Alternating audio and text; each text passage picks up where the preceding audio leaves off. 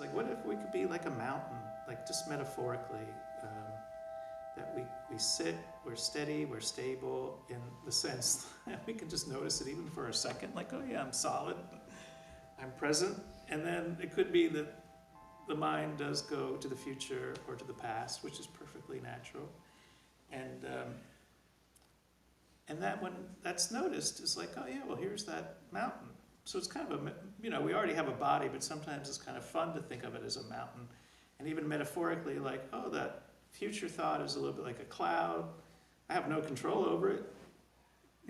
So instead of being self-critical, like I'm doing this wrong, it's like, oh yeah, there's a thought for the future. But knowing that there's that thought is a lot different than going off and then start storytelling, which is also very natural. And that's why it's a training to like notice there, oh yeah, there's a thought. And a lot of people, it's a tradition that comes from Burma, teaching called noting particular, that you could just note. And it's a great way to like have just a word to use our thinking mind to keep us present by saying, oh, there's thinking, or just thinking. And then come back if you'd like to follow the breath or the body as an anchor.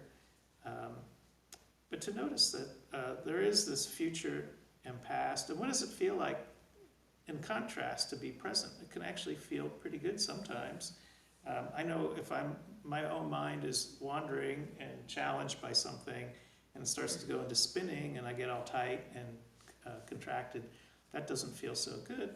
And to kind of bring it back to being grounded in the present moment and to connect with my breath, like kind of take a pulse almost, like, oh, there's my breath. But I can consciously take like 3 breaths, like, because there is a physiological change that we can voluntarily and have agency to bring a little calm to ourselves in meditation or throughout the day. But it does take a little practice to check in with our thinking mind and with our emotions and our bodies. That's awareness, really, self-awareness. And that's a big part of what mindfulness is about. The 4 foundations of mindfulness, about establishing mindfulness and maintaining mindfulness, or this embodied awareness. And it is like taking a pulse. I guess I'm using that metaphor. And there's this, what I had shared is like, oh, I don't really have a choice when my mind wanders. Did anybody feel like you have a choice when your mind wanders? Anybody? Like, oh, there it went. And maybe we have a choice when it has wandered to stay there. I know, it's like sometimes, oh, I'm going to go into conversation now. But even noticing that can be like, oh yeah, there I am. I notice that I'm on kind of this train of thought. I can come back and start over again. But knowing that, I'm not want to put this into everybody's like, just have your own experience. I don't want to put the words into your mouths or your head. But if there is this possibility that we don't really have a choice when that wandering happens, that we learn and accept it in a way, or just are aware that, oh yeah, that is how it happens. That's kind of where this word equanimity comes in. It's kind of like an understanding that I don't really have control over it, and that's okay. I'm just going to start again. So I'm just giving that as like an example within practice, where this term equanimity, which is something that's talked about quite a bit in Buddhist teaching and mindfulness trainings, that it's kind of considered a balance of mind. And I wanted to talk about equanimity as this part of the talk.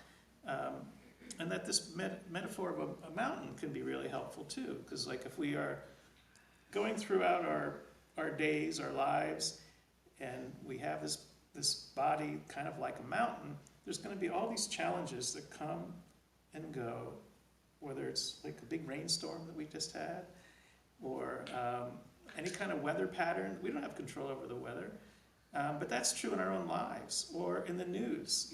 I don't have control. And boy, there's so many things that happen with weather or the news that I wish I could control, but that's where things start to go a bit awry emotionally. It's like, oh, I want to control that. I want the moment to be different than it actually is. I want it to be a sunny day. I want that not to be happening out there. And that's where, contraction and discomfort comes in, or dissatisfaction, or sometimes in Buddhism it might be called dukkha, or suffering, because we're adding these thoughts and emotions to want things to be different than they actually are. And so it doesn't mean that we wouldn't necessarily want to take action or be or have any kind of dismissiveness, but to know that there are certain things that we don't have control over and some things that we can have some control over, and finding some kind of peace of mind with that. So this term equanimity, I'm going to share a little bit more about. It actually, I don't speak Pali, which is the liturgical language of the Buddha, but it really, to give it credit, that's the word that they use is called upekkha.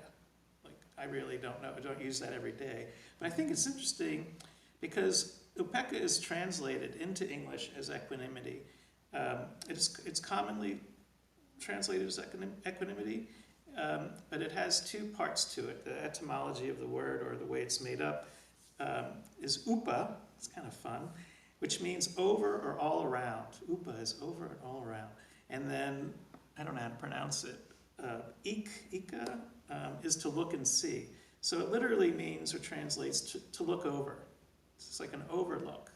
And so it's the capacity to see a big picture, like from the top of a mountain. So going back to this mountain metaphor, if you're at the top of the mountain, you have a big overview of what's going on. So oftentimes, it's not just that you're at the top of a mountain, you have a big overview. That can happen during meditation. It's like, oh, I'm lost in thought, and then suddenly, boom, I see that I'm thinking. It's like suddenly, I see it. I have this overview. So there's kind of like a little bit of equanimity just right there, because like we pop back, we shift in to seeing. Like suddenly I'm like, oh, I can see what's going on here just for a second. I can see that I'm lost in thought. So, but this idea of a big overview in life too, just in small situations, that we have an overview. And it can also relate to this Chinese, I attribute it to Chinese as I've learned it, philosophy or saying that life has 10,000 joys and has 10,000 sorrows. And we could be on the top of the mountain and see that there might be some truth. It's metaphorical. They're really just, there's more, there might be more or less than 10,000. But sure, there really are. And if we can see that that's a truth, that there is some truth to that, that when there's joy, we can enjoy it. And when we're sorrow, we're not going to be surprised by it, because there's all kinds of sorrow that happens. But it's like we have this expectation, that everything's going to be joyful, then we're going to be quite disappointed. So it's not to live in the constant expectation, but it's just this equanimical overview, like, yeah, that is how it is. I mean, this is like a truth. There's going to be joy, there's going to be sorrow. And so, and then we can be with the sorrow, and we can be with the joy, in the best way without being overwhelmed by it, if that's possible, or to train and find ways. And certainly, sometimes it's a personal thing that we can have a resilience for situations, and many, many times being with community, with others, is really a very powerful way that we can be with and bear through challenging times, and work together to be stronger and happier, more joyful, and to work through challenges that maybe we can't do by ourselves, that we don't have control over to change by ourselves. So there can be many ways to work with equanimity. It's not dismissiveness, it's not indifference. It can actually it can be a wisdom. And there's, it can be, like I mentioned, the grounding meditation, where we could be a mountain and knowing, oh, these weather patterns are going to happen. But a few other metaphors I like to share is one that one of my colleagues, Alyssa Eppel, taught me. She has this image of two buckets, and then if there's one bucket that are things that we worry about, that are really the things that are, dragging us down, and then there's another bucket of things perhaps that we have challenges, but to look at these two buckets and to see that there's the challenges that we have something that we can do about, and that there's the bucket that we really don't have any control over, at least in this moment, or maybe by ourselves. But generally, it can be very heavy, but if we can learn to put down that one bucket, to have this image, I find it to be really helpful. If I could put down that one bucket of all the stuff, and it could even be something like I wake up and say, oh, is this a bucket that I can really take care of right now? And am I just holding on and clinging Can I put that bucket down and relax? That can really take a lot of weight off of us. We still have the other bucket that we might have to work with, but we've got rid of that one, big heavy one. And there's many ways of looking at it. A metaphor could be like suitcases or backpacks. Like, can we put that backpack down? How does that feel? Like, take a nice deep breath and put some of those down. And I kind of explore this myself. Like, how is that something I can find equanimity for things that I have no control over? And then it became so obvious to me, this is really another way of expressing the serenity prayer. If those of you have heard of the serenity prayer, and just a general version of it is may I have the courage to change what I can, and serenity or awareness for things that I cannot change, and a wisdom to know the difference. And so that might be part of the challenge is, what is the wisdom? Like, do I really know if I can make a change? But something we have to find and know for ourselves. But we can take action too. I'll give one example about taking action, an everyday small thing that I live on a hill and like a little mountain, and my house is on a corner, like a corner where I'm at the top of the hill, and it's kind of flat in the front when I look out my house, but it's just a slightly tilted. And then it turns this way, left for me, it's left. And then it goes down, but it's like a really wild turn. It's one of those blind turns, like on a small hill neighborhood, where people sometimes honk, or sometimes just speed really fast. But there's not that many. It's actually so windy that people don't usually go down the street that much. But what happens when it rains? So we had these torrential rains, like some where it's like an inch per hour. And when it rains, there's no city. I live in Silver Lake in LA, and there's no city drainage on my street at all until it gets down to the bottom where there's a main street. And it just becomes a river past the front of my house and down, literally a river. It's unbelievable. And like, I take videos sometimes because it's so astonishing. And when it gets so much water, I have a front walkway that it sometimes will pour down the walkway. And so we've had some problems where with my neighbor, it goes down, my neighbor who's to this side, it goes down her driveway and then in between our houses and then down to the houses below and causes flooding and stuff so bad. So I have no control over the rain. And I could just say, I can't do anything about this. But it used to have water would go underneath my house and because of my neighbor's runoff. So anyway, I realized I can't control the weather, but I can do my best to keep the water from coming into my yard and underneath my house. And so now, because there's no curbs, by the way, we don't have any curbs, I bought these cinder blocks at Home Depot, so I made my own curb, and I bought a bunch of like bags of rocks that I push against it. So whenever there's one of these big rainfalls, now it just whizzes on by, but no water ever comes into my yard. And I also put drains in my front yard in several places, so the water, if it does come in, it sucks in. And I made a pipe, I did it myself, that goes out to the side, because the side is where I can actually have it go out to that downhill. So anyway, I took action, and I just want, maybe this isn't like the kind of action or the same problem that you would have in your life, but here's this weather I have no control over, but I did have some control over whether my house gets flooded or drained. So anyway, I'm trying to give some everyday examples of equanimity, because oftentimes we talk about equanimity and it's like, well, what is equanimity? It also can be some really good examples. Let me see, I have, that's my taking action, but there's also examples, one that's I've heard many times. First time I heard was from Jane Broadwell, who was one of the teachers here many years ago, who first invited me to come to Long Beach meditation.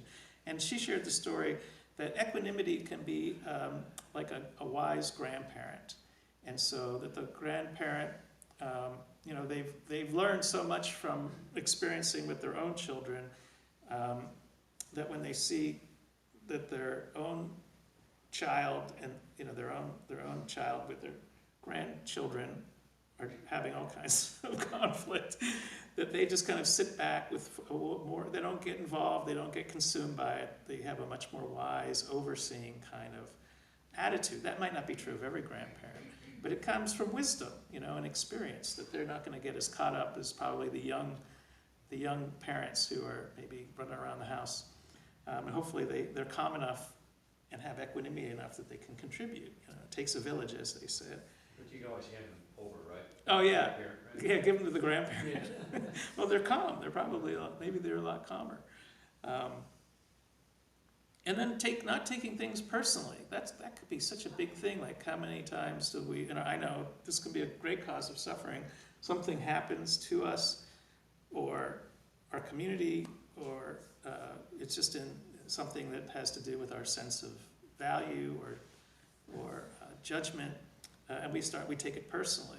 And then really holding things personally can cause a lot of suffering. It doesn't mean that we shouldn't care, because we could care even more. That's where equanimity comes in. We can really care, but even care enough about our own mental, physical well-being that we don't get consumed by it, that we lose our mental stability. So there's this sort of mental stability and wisdom, this overseeing, that kind of looking out over the mountain with wisdom, like there's joy and sorrow and there's all this stuff going on.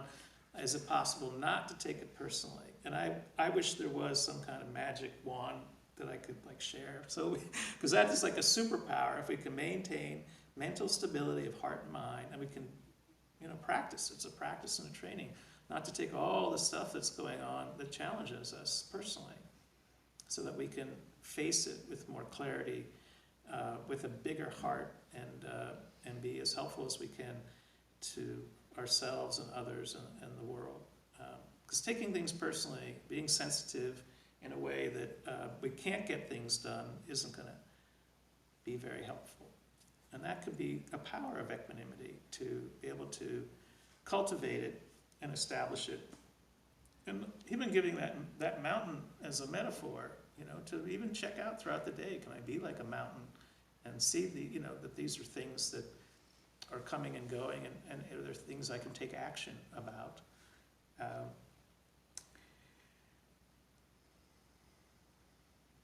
And much of what I'm sharing has to do with something, it's maybe a little bit from the experience of my own practice and from great teachers.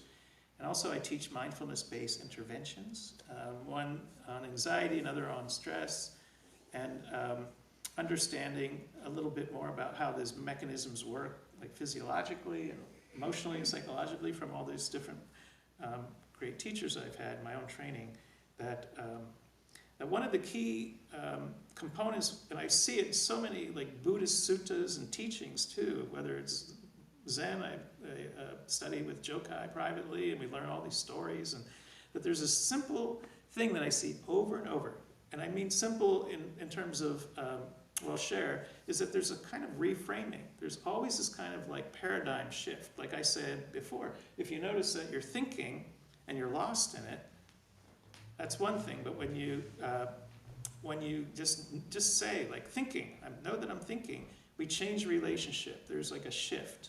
We start to shift. And so there's many different ways to explore different practices. I've tried to give examples today about how we can have this change of relationship, or sometimes they call it, in some of the scientific literature about mindfulness, is decentering. Because to be centered in it, to be centered in our anger, to be centered in our fear, to be centered in anxiety, to be centered in desire, to be centered in melancholy, we're lost in it.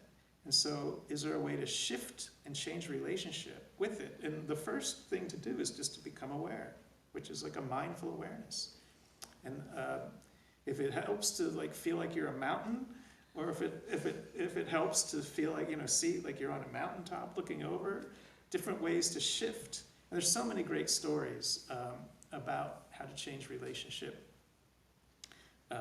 with being lost in teachings. But I did want to shift to share about, there's one practice, yeah, that's what I'll share. That there's a practice that I learned is basically a saying, and I'm not expecting us all to memorize it, but maybe just we could do it for a moment together. That it's like a phrase, kind of like the loving kindness practice, and but it's for equanimity. We can do it for ourselves, to others, in different categories, and it can be starting with ourselves. And one is, it starts by saying things are as they are. If you want to try this to yourself, things are as they are. And it might just be a situation that arises, and that things are as they are. All things arise and pass away.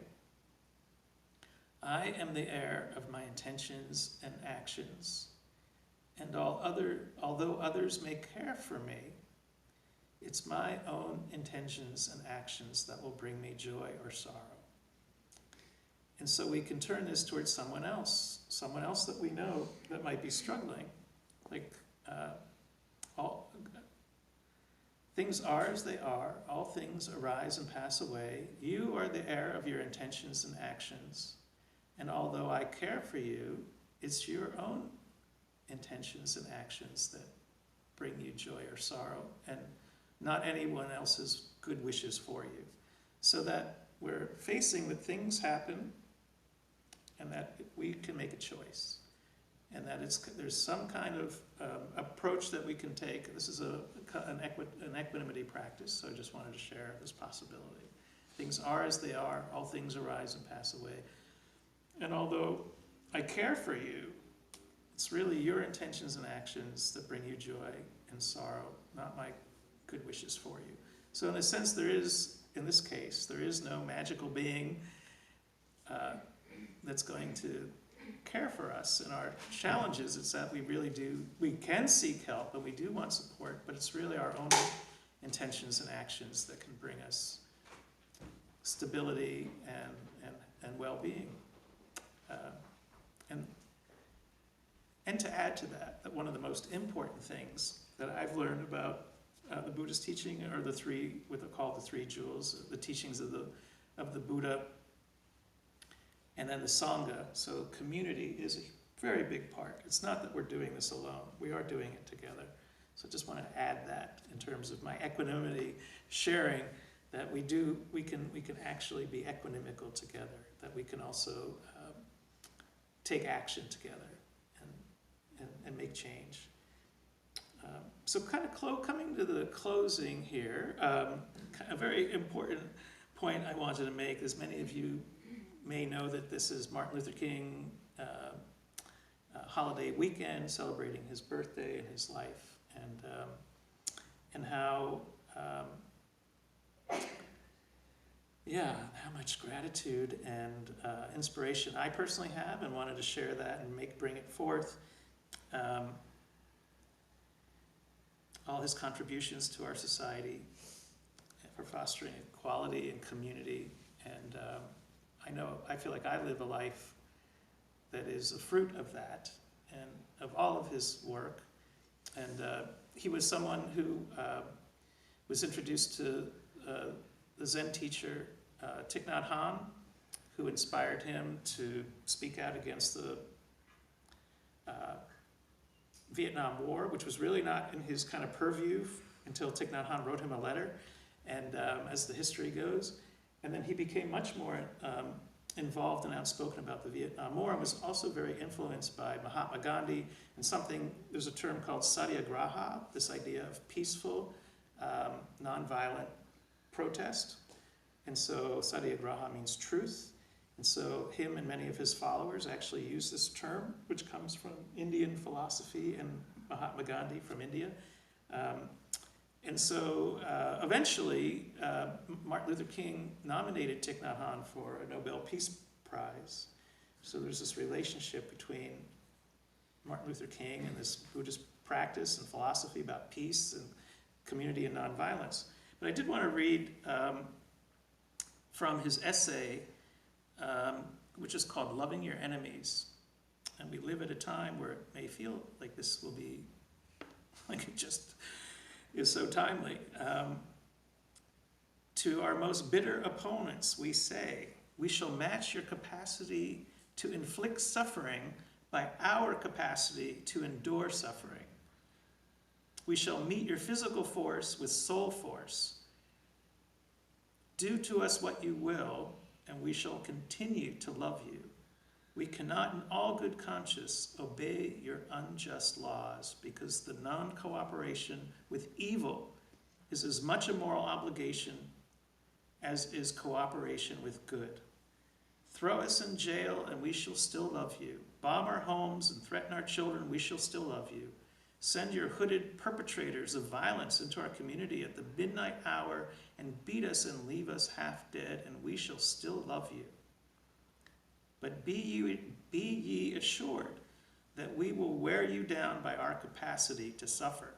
One day we shall win freedom. But not only for ourselves, we shall so appeal to your heart and conscience that we shall win you in the process, and our victory will be a double victory. And so this is an incredible voice of equanimity. And he goes on to say, we'll hold you accountable and work to keep you from continuing to cause harm, but we will still care for you. So it's just so very inspiring. And sharing one more is about the mountaintop. I did have a bit of a theme of mountain today, to be like a mountain. And it's a famous quote from his I've Been to the Mountaintop speech, delivered on April 3rd, 1968, the night before he was assassinated. Well, I don't know what will happen now. We've got some difficult days ahead, but it doesn't matter with me now because I've been to the mountaintop and I don't mind. Like anybody, I would like to live a long life. Longevity has its place, but I'm not concerned about that now. I just want to do God's will. And he's allowed me to go up to the mountain, and I've looked over.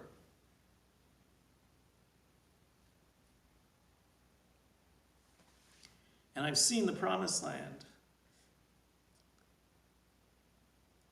I may not get there with you, but I want you to know tonight that we as people will get to the promised land.